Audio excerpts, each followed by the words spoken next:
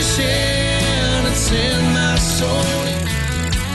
Welcome to the Salt Strong Podcast, disrupting fishing entertainment as you know it. Prepare to laugh. Prepare to get to know fishing legends in a whole new and unfiltered way. And on occasion, you might even learn a thing or two about fishing. Here's your host, Joe Simons. Like diamonds.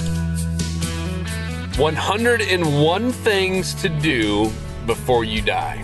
Hey everybody, Joe Simons, like diamonds, back here, Salt Strong Unchurched. Got a special guest right here next to me in the Tahoe, Mr. Wyatt Parcell. What's up, brother? What's going on, Joe? Glad to be here, man. We're heading up to Carabel. We're going to meet Luke up there doing a little fishing with Captain Hollywood, Mark Johnson. And Wyatt and I we actually had a great little podcast listening to Joel Osteen.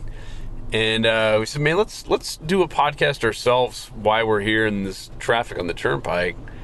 And a story I'd printed off before we left, and I'm going to have Wyatt kind of read it. But it was a gentleman that was potentially going to die in a plane crash and kind of a forced landing. And he ended up writing down 101 things that he wanted to do before he died. And this is not bucket list stuff. A lot of people have bucket lists, and it's very selfish, like, oh, that's me, I want to do this, and I want to have this. And this is a little bit different. It's a different twist on it, and I believe it's a little bit more tied to unchurched into what God wants us to do, and in terms of being a great servant, and in terms of making an impact and a legacy. You don't do that by buying $100,000 cars on your bucket list. This is a much, much bigger and grandiose than that. So Wyatt, if you don't mind kind of reading the story, this is a true story, by the way. What do we got? Yeah. So Ted Lenosis was on a little commuter airplane that had lost the ability to use its wing flaps and its landing gear. So this guy's face to face with the possibility of imminent death, and he wrote a list of 101 things he promised he would do if he lived. Now, start to finish, that list took 20 minutes long for him to write, and obviously, he lived. So, it appears by May 27, 2021, he had accomplished 81 of those things. So, he's making true on his promise on that list. So, yeah, 20 minutes to write that list. That's something every 12 seconds. Pretty stressful at 20 minutes, by the way. Yeah. You'd think so. Plane's going down. It's like, let me find that pencil and get to writing. And so, when you read it, your thoughts were kind of similar to mine, right? This is not a bucket list that, hey, I'm going to go, buy this, and I'm going to, do all these cool things and travel to Bali, right? It was more about how can I be a better servant, right? I'm guessing some, mission trips on there. I haven't read this guy's actual list, but I'm willing to bet it was things that he wanted to do to make an impact with the people around him that he loved, and maybe his church or whatever it might be. But I have a feeling it was more impact than here's stuff I'm going to buy. Yeah, and that was my initial thought as well. If you're getting this opportunity for your plane to land safely when it doesn't have wing flaps and landing gear, that's your chance to make more of an impact than you had done. So you're kind of indebting yourself to a little bit more servitude if you get a chance to live. So initially, like you said, my first thought was going and making an impact on mission trips. There's been my first thought was going and building hospitals in some of those areas that don't have a lot of resources. Just something that's not going to appear on a bucket list is handing a $1 or $2 bill to somebody on the side of the street. That's how a lot of times we think of the good things we do, and a lot of people will chalk that up as, oh, I did my good deed. But you got those 101 things that you're writing down. How can I really make the most impact in 101 things? I'm going to go do those things where I'm building hospitals and I'm building homes for people that just don't have resources or don't have the help to do that. I'm going to be looking for those things that are going to really impact families, and they're going to impact folks for multiple generations, infrastructure, things like that. Going and really being a good servant to people, I think is something that I would be called to do if I was given basically an extra chance at life.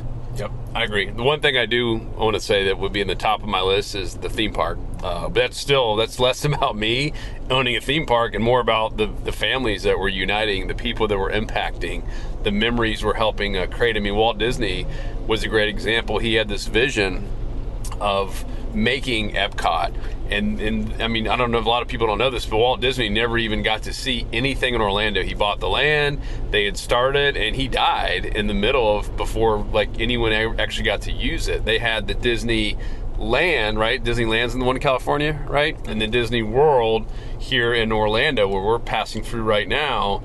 Two different entities, all one guy's vision and dream.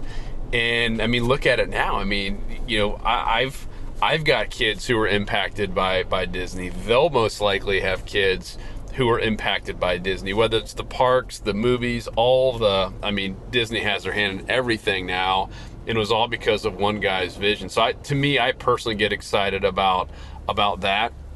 And that's something that I believe I can do and certainly will do. One other thing too, because you mentioned mission trips, and I've been on a couple mission trips, and life-changing, maybe even more so for me. Oh, we got a cops going by us. Than you know, some of the people that were there. Have you been on a mission trip before? I've not gone on your typical one where you go to, you know, a different country or things like that. I've done ones in the States, and I've traveled, you know, around a little bit just to kind of help, again, with infrastructure, building things like that. Yep. But nothing, you know, on your typical mission trip.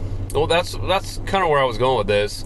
You know, a lot of people have said, well, man, it's a lot of money to go fly abroad, or, you know, COVID, you know, is stopping me from going and doing mission trips, because I feel like we've done ourselves a disservice when we say mission trips, and automatically people think going abroad. You did, right? Yeah. You just, I've never really been on one. I've done it in the States.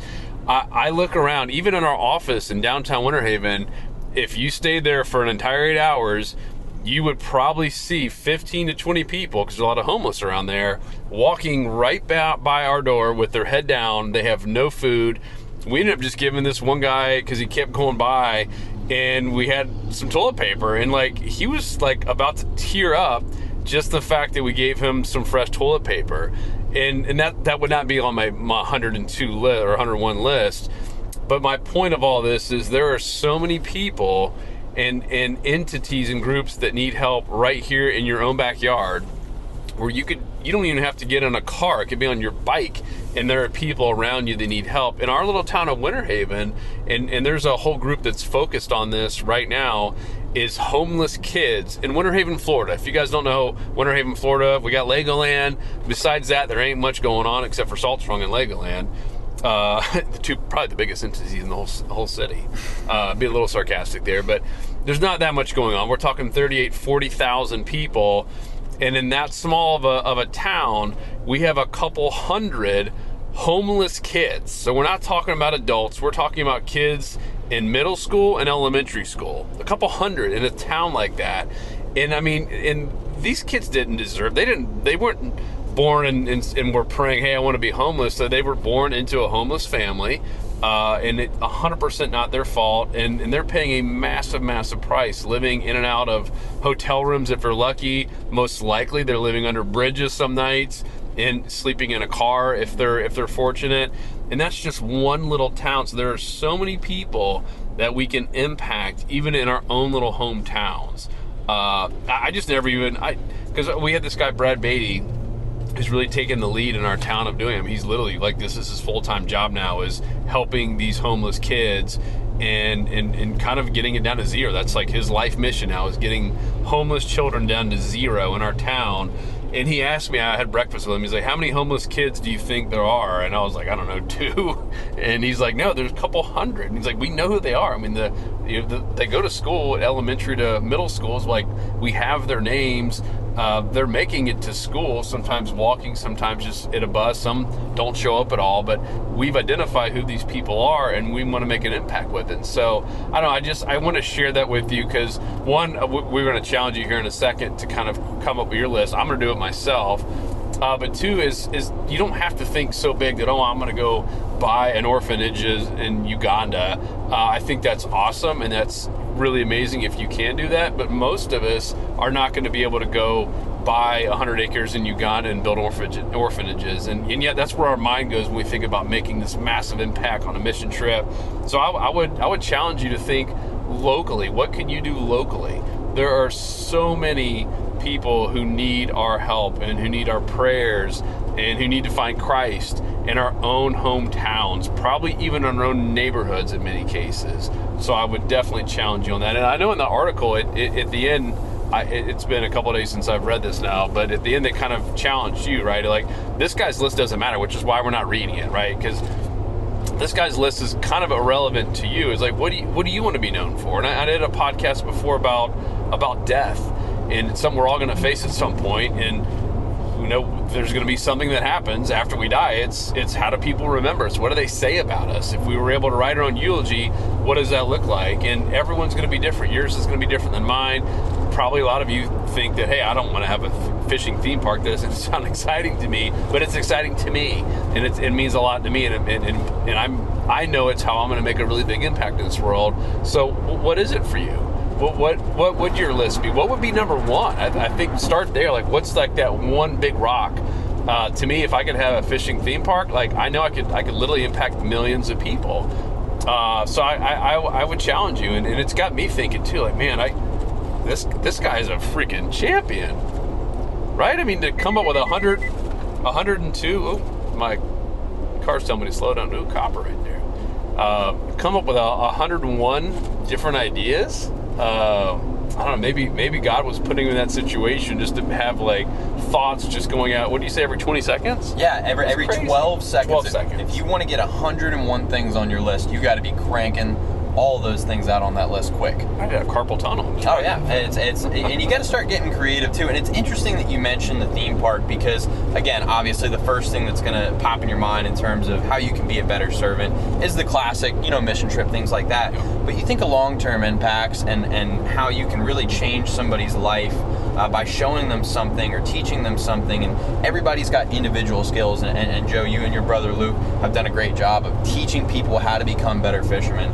And connecting them with their families as well, because we've known fishing to be a very family-centered activity. Fathers take their sons out, fathers take their families out. It's something that we're seeing with that. There's a lot of single mothers that are taking out their kids now too, that we're seeing even in our community. But the family-centeredness and teaching people to fish, it ultimately creates something special, and it makes it's something that is going to be a long-lasting impact. And in terms of who started that, who got that ball rolling, if you're the person that does that with a theme park where you can bring families together and you can teach people something, that turns into a unique form of servitude. So getting creative and finding out how you can serve with your own unique skills or opportunities that you can find, things like that, I think those are all how you're going to end up filling your list, because there's only so many countries that you can go take a mission trip to and help build infrastructure. Eventually you're going to have to start thinking about how you can really make some long-term impacts through your own personal skills. What would yours be? Why? Any that came to mind? Like any specific ones that, man, if I could just do this before I die, it would be pretty awesome. Yeah, I mean, I would love to teach like a kids class for fishing and really have an impact on somebody, because me, I was taught by basically Bill Dance how to fish. Yeah. Little things like how to rig worms, things like that. It doesn't necessarily have to be a full in-depth scientific analysis, but maybe somebody doesn't have a dad or a brother to show them how to bait a hook or things like that.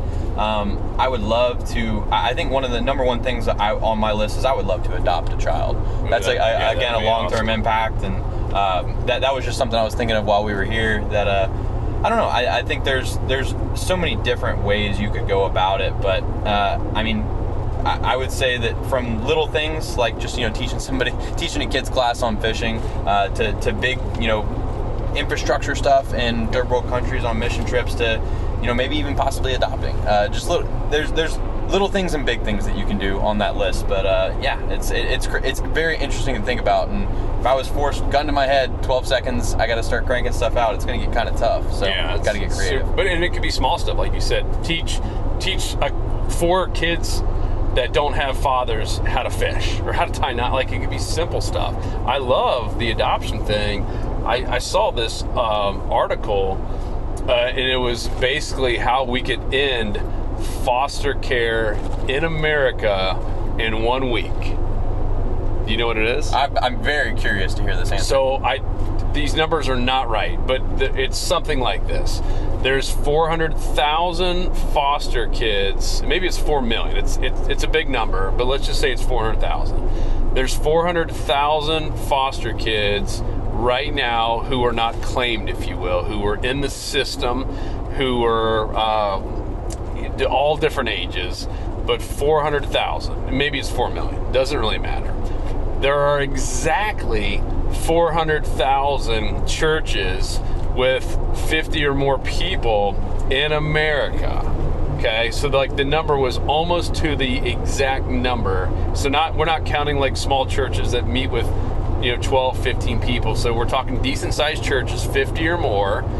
There was exactly the same amount of churches in America that there are foster kids. If every church, just someone in the congregation, one family adopted or brought in this one foster child, that week foster care would be done in America. It would literally be gone overnight. Isn't that wild? That would be awesome. And yet we don't do it. And although a lot of churches talk about it and get excited about it, I mean, there's some of these churches that have 5,000. I mean, Joel Osteen, who we're listening to, they're up to 10,000 people, right? And it's like, man, why? Like, how come we can't get together and do that? And I know it's not as simple as just someone raising their hand, just like, hey, I'm gonna tithe some extra money this month. That's a big ask to bring in a kid. But I mean, I wouldn't be married to the wife that I am had her dad, who was basically left at a doorstep by his original mom,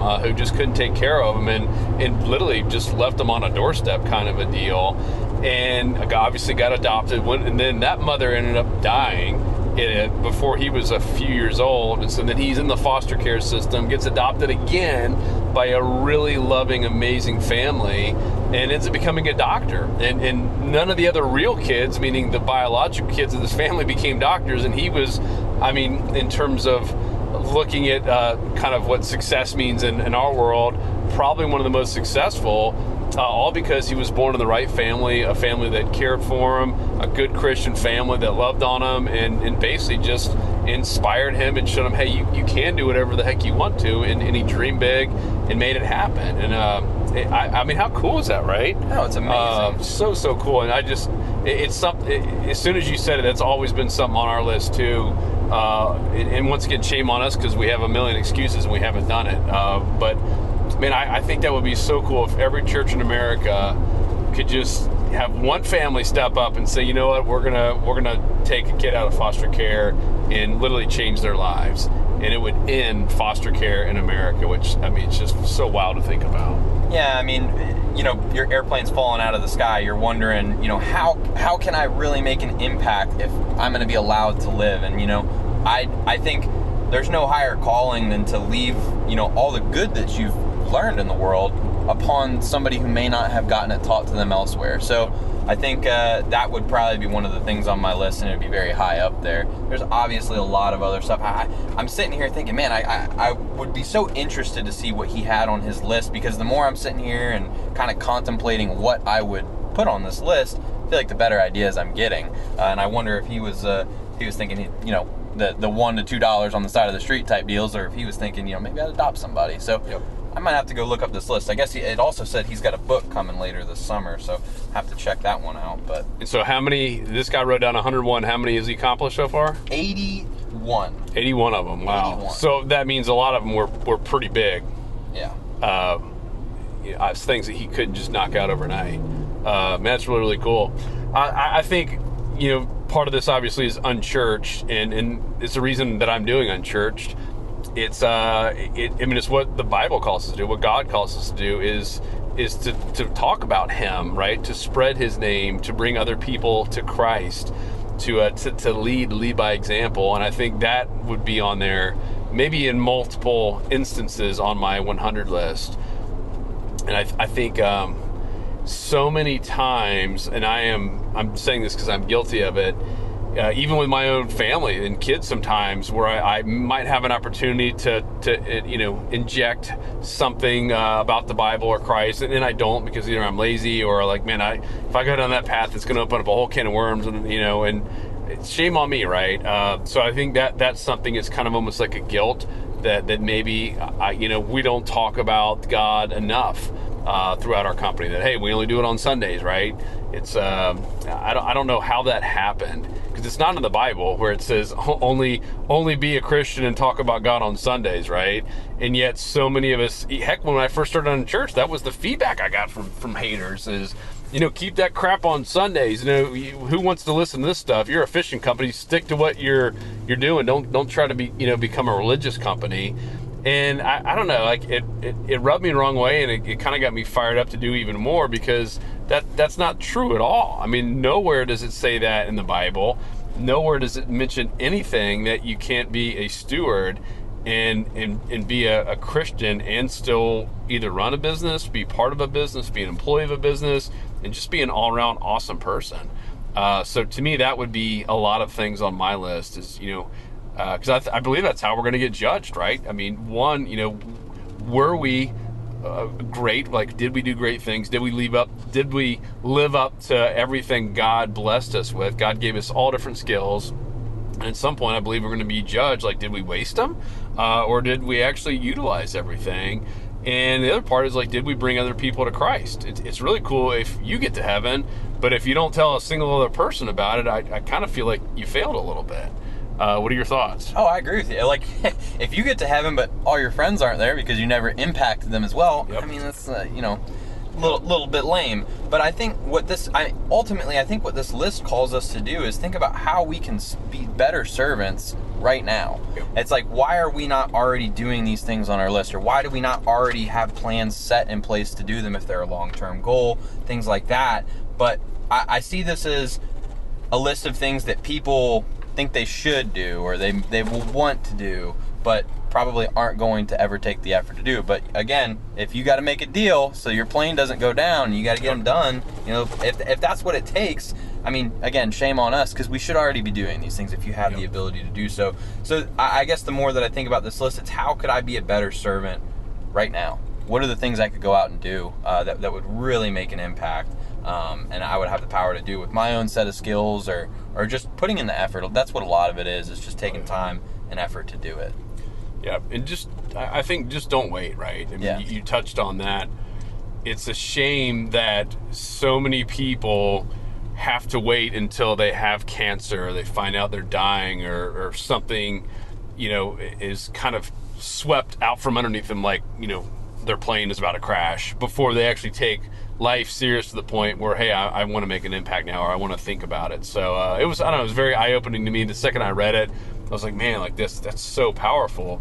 And shame on me. It took me a long time to even come up with my first 10, right? Because I was like, man, I don't know how this guy cranked this stuff out, but I don't know. I think it's cool. So if I were you, I'd try to put yourself in that. I mean, pretend like your plane is crashing today, and you got to the end of the day to write out 101 things that you would do, not bucket lists like, travel to some cool exotic beach, but like impact stuff. And it could be super small. It could be just, writing your spouse a love letter. I mean, it could be literally, and I'm sure you had stuff on there like that.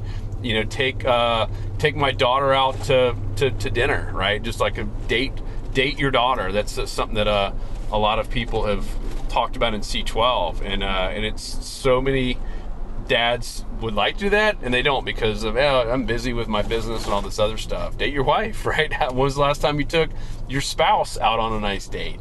Just completely unplanned, not on your anniversary or birthday, just a random date night. And I'm poking on myself here, because I'm guilty of not doing that enough. So I don't know, great stuff. I would challenge you to write yours out and share them with me, and Wyatt too. Yeah, Wyatt loves.